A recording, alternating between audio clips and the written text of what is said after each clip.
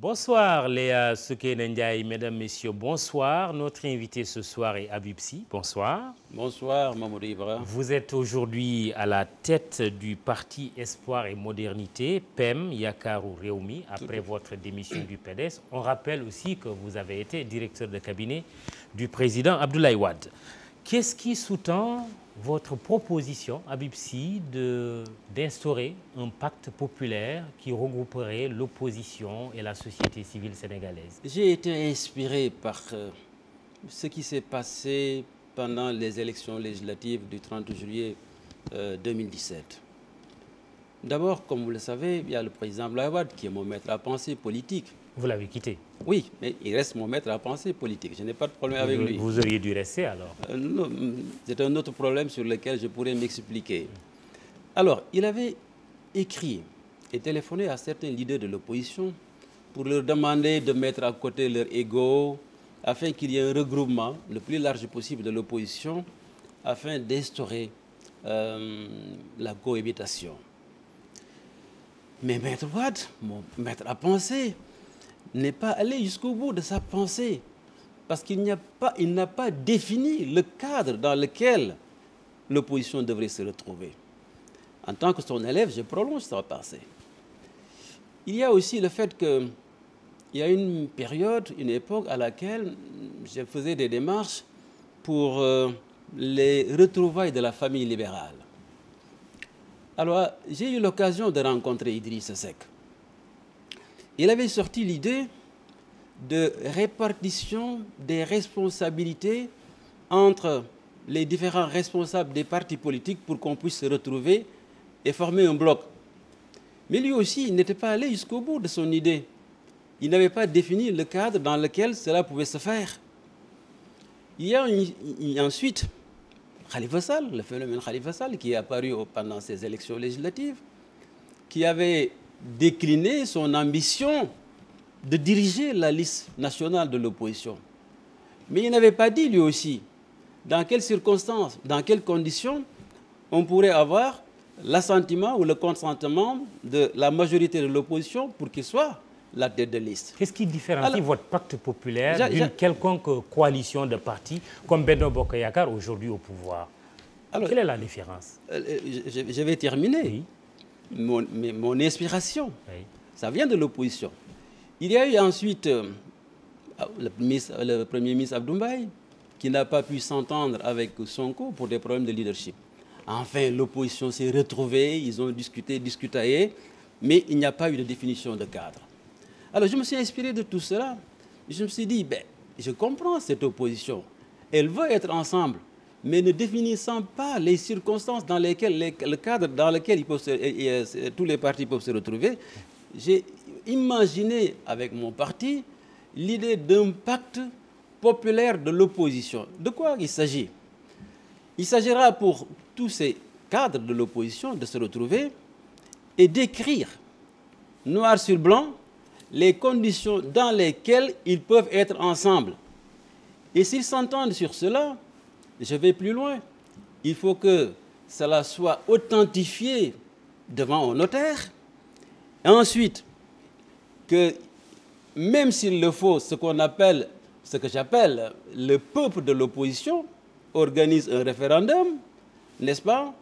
Et si le oui l'emporte, qu'il y ait même une prestation de serment de tous ces responsables, soit sur le Coran, soit sur la Bible, pour que personne ne puisse à l'avenir renier les engagements qu'il a pris. Parce qu'il y a un problème de confiance en votre sein.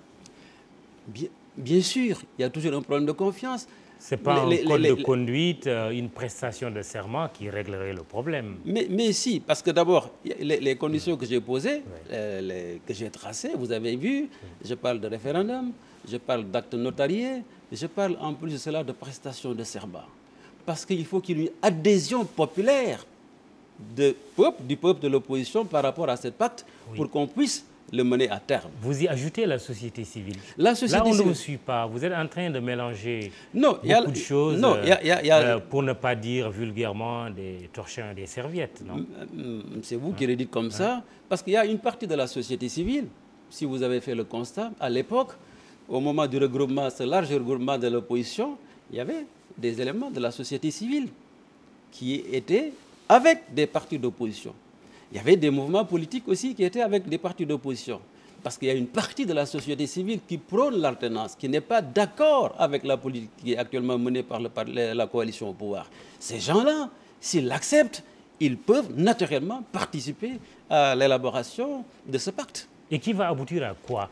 C'est tout ça par rapport à la présidentielle de 2019? Par rapport à la présidentielle de 2019. Un candidat unique. Un candidat unique de l'opposition qui va donner plus de chances.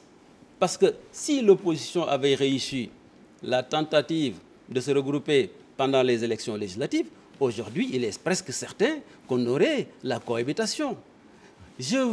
Mon parti veut que les erreurs qui ont été commises pendant ces élections législatives ne se reproduisent pour l'élection présidentielle.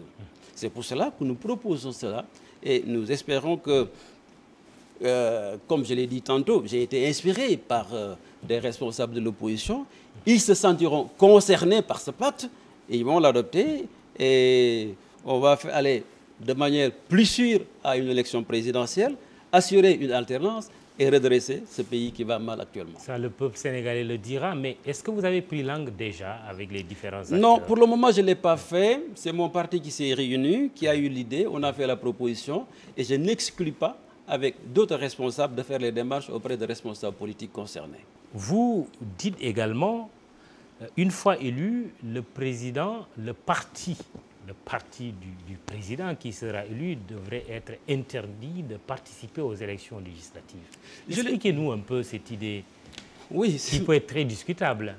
Oui, toutes les idées sont discutables, Mamadou. Mais je le dis tout simplement parce que vous savez, dans nos pays, et particulièrement au Sénégal, par rapport relativement à la Constitution, le président de la République est presque un monarque élu. Il dispose de tous les pouvoirs. Il n'y a pas de contre-pouvoir. C'est pour cela que certains ont prôné en certains moments au Sénégal pour qu'on ait un régime parlementaire. Mais comme nous sommes dans le cadre d'un pacte, qu'on veut redresser politiquement, économiquement ce pays, si vous êtes déjà président de la République et que vous avez pris des engagements, il y a de fortes probabilités que si on va à des élections législatives, que le parti du président de la République soit majoritaire. Oui, il faut une majorité pour gouverner. Attendez, non? je vous explique. Oui, il faut une majorité pour gouverner. Oui, je vous explique. Oui, allez-y. Si le parti du président de la République a la majorité à l'Assemblée nationale, ces députés pourraient être tentés à ne pas respecter les engagements qui sont pris dans le pacte. C'est pour cela que je dis pour qu'il y ait un contre-pouvoir, le président étant déjà puissant, super puissant, il n'a pas besoin d'être représenté à l'Assemblée nationale. Les autres partis peuvent le faire. Ce sera un contre-pouvoir comme les présidents des autres institutions et on sera dans un système de sécurisation du pacte jusqu'à la fin du mandat. L'idée qui a souvent été agitée, c'était que le président élu démissionne de la présidence de son parti. Malheureusement, on n'a presque jamais eu l'occasion de l'expérimenter, sauf Abdou Diouf qui avait pris un peu ses distances en devenant président et en confiant la gestion quotidienne du Parti socialiste à Ousmane Tanor Dieng. Pourquoi vous faites cette proposition-là? Mais c'est ce que je vous ai expliqué tout à l'heure. Mais, comme on va procéder à une révision de la Constitution, ce dont vous parlez, le fait que le président de la République ne puisse plus être président d'un parti, peut être institutionnalisé. Ça peut être inscrit dans la Constitution. Oui. Déjà, moi, dans notre parti, il est bien écrit dans les statuts de notre parti, Espoir, Modernité, Yakaru, Réumi, que la fonction de président de la République est incompatible avec la fonction de président du parti. Cela a été inscrit dans la Constitution, mais jamais cela n'a été inscrit dans une Constitution du Sénégal. Il faut que maintenant, dans le pacte, que cela puisse être intégré. Mais en attendant, comme le pacte, ce n'est pas pour l'éternité. Dans la Constitution, il a été mentionné que la fonction de président de la République était incompatible avec toute autre fonction élective. Ça, c'est clair. Oui, quand on parle de fonction élective, les gens, ils parlent... Oui, si on veut être de bonne foi, c'est quand même clair. L'interprétation, cela veut dire fonction élective pour des institutions républicaines reconnues. Très bien. C'est différent de partis politiques. Très bien. Mais il faut que dans l'avenir, que ça soit spécifié de façon claire et précise, que la fonction de président de la République est incompatible avec la fonction de président de parti. Pourquoi vous vous éloignez de cette idée pour dire que son parti même ne devrait pas prendre part aux élections législatives? Est-ce que ce n'est pas antidémocratique, cette proposition? Mais non, au contraire, c'est la démocratie. Parce que quand nous allons à ces élections de 2019, le temps est très court. D'ici à 2019, on ne peut pas changer la Constitution. En plus, le risque d'instaurer une cohabitation permanente. Non, parce que le pacte... Les risques d'ingouvernabilité, tout cela, ça peut arriver. Vous êtes entre acteurs politiques. Mais non. Vous n'êtes pas des enfants de cœur. Hein? Mamadou, il faut toujours avoir la conscience qu'il s'agit d'un pacte. Les termes de référence seront définis par tous les partis prenants à ce pacte. Ils mettront tout ce qu'ils veulent dans ce pacte. Et ce pacte s'inscrit dans une durée limitée. J'ai même dit qu'il faut qu'il y ait une concordance entre le mandat du président de la République, le président de l'Assemblée nationale et des autres institutions. Et le pacte arrivera à terme à la fin de ces différents mandats. Donc, il ne peut pas y avoir de blocage parce que ce sont des engagements pris, des engagements auxquels ils sont souscrits, des engagements pour lesquels ils ont prêté serment. Dans votre proposition, vous préconisez que le candidat de l'opposition soit désigné soit par consensus ou au besoin par le biais de primaires. Autre idée, amnistie accordée, je vous cite, à tous les condamnés pour des raisons politiques évidentes. Ben, comment on peut définir les raisons politiques évidentes? La justice ne condamne pas quelqu'un pour des raisons politiques, non? Bon, écoutez, aujourd'hui, on sait comment... En principe. Écoutez, si demain, Khalifa Sall est condamné, tout le monde saura que c'est pour des raisons politiques. Parce que ce qu'on lui reproche, c'est ce que le président Macky Sall est en train de faire actuellement avec la LD. Quoi? Le fait de financer des partis politiques à partir des fonds spéciaux. Si on le condamne, c'est pour des raisons politiques. Nous pensons aussi profondément que Karim Wade a été condamné pour des raisons politiques. La CREI, on en parle depuis. Une seule personne, un seul responsable. S'il y avait l'équité, s'il y avait une application de la loi de façon équitable pour tout le monde, on aurait compris. Je l'ai dit comme ça, mais dans le pacte, il faudrait ce qu'il y ait peut-être ce que j'appelle un tribunal politique. Les responsables politiques apprécieront, n'est-ce pas, la condamnation des différents responsables et ils verront s'il y a une possibilité, une raison pour laquelle on pouvait, par une amnistie, lever cette condamnation et leur permettre d'exercer librement leur activité politique comme ils l'ont fait auparavant. Et si demain vous gouverniez le pays et que des personnalités politiques soient condamnées par la justice, on pourrait vous reprocher aussi de manipulation politique, de manipulation de la justice pour des raisons politiques. Moi, si je suis président de la République, je prends l'engagement ici que je réforme profondément la justice. J'ai des idées pour la rendre indépendante. Et c'est tout à fait possible. Et quand on est dans une justice indépendante, ces problèmes dont vous parlez n'existeront pas.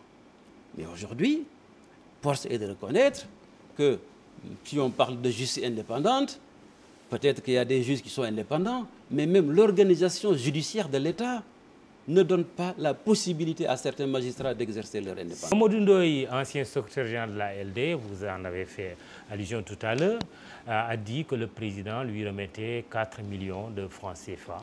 Votre commentaire sur cette affaire? Ça pose le problème du financement des partis politiques. On nous l'a reproché à l'époque. Vous le faisiez?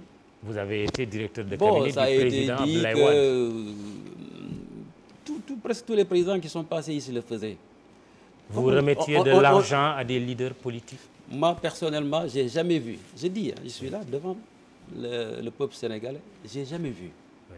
Bien qu'étant directeur de cabinet du président Abdoulaye Wade. Oui. C'est ça la vérité. Peut-être que ça passait par ailleurs, Oui. mais je sais qu'on l'a reproché. Est-ce que ça existait ou ça n'existait pas? J'en sais absolument rien. Le président Wade, peut-être, il m'entend, il saura que je dis la vérité. Mais si cela existe, ça pose un problème beaucoup plus important, c'est celui du financement des partis politiques. Il est temps que le président de la République, le gouvernement, les partis d'opposition puissent se concerter pour qu'on trouve une solution au financement des partis politiques. Parce que c'est anormal que l'on prenne l'argent du contribuable qu'on remette à des dirigeants de partis politiques. Mais sauf qu'on dit que ces fonds spéciaux ou fonds politiques, on peut en user et en abuser. Oui, Cela dépasse même la question du financement des partis politiques. Il faut revoir les fonds spéciaux. Oui. En quoi faisant? D'abord, leur montant, je crois que c'est énorme. 10 milliards pour le président Macky Sall, chaque année, je ne sais pas qu'est-ce qu'il en fait. C'est beaucoup. Ensuite, il y a certaines dépenses qui peuvent être contrôlées par les institutions de contrôle, l'IGE, la Cour des comptes, etc. Mais il faut reconnaître aussi que les fonds spéciaux sont nécessaires. Parce qu'il y a des dépenses, j'ai géré un peu, je sais comment ça se passe, le renseignement, les informations, la sécurité, etc. Des choses qu'on ne peut pas contrôler et qui sont des urgences. Vous ne pouvez pas attendre l'avis du ministère des Finances ou un appel d'offres pour le faire. Oui. Donc, il faut qu'il y ait des fonds spéciaux. Mais il faut les entourer d'un certain nombre de garanties pour que le peuple n'ait pas le sentiment qu'on est en train de jeter par la fenêtre son argent. Parce que justement, le contribuable peut se dire, mais pourquoi on donne l'argent à un parti politique? Ce n'est pas normal. Et non à moi ou à mon organisation. Mais c'est ce que je vous dis, ce n'est pas normal. Mais il y a des dépenses qui sont des dépenses de sécurité, des dépenses d'information de sécurité, des dépenses même liées à la santé de certaines personnes. Il est tout à fait normal que les fonds spéciaux puissent se prendre en charge. Mais ça doit s'arrêter à cela. Mais financer des partis politiques, financer des mouvements politiques, faire des fonds spéciaux, c'est ça qui n'est pas normal. Et il faut y mettre un terme. Et pour qu'on puisse y mettre un terme, il faut que l'État prenne ses responsabilités en créant les conditions pour le financement de tous les partis politiques, enfin de l'essentiel des partis politiques. Très bien. Habib Sy, merci. C'est moi qui vous remercie, Mamadou. Je rappelle que vous êtes le président du parti Espoir et Modernité, PEM Yakaru Réumi. Vous avez démissionné du PDS il n'y a pas longtemps. Je rappelle également que vous avez été directeur de cabinet de l'ancien président Abdoulaye Wade, qui reste votre maître à penser. Ah, il est mon maître à penser. Très bien. Habib Sy, merci. Merci de nous avoir regardés encore ce soir. Excellente soirée, excellent week-end.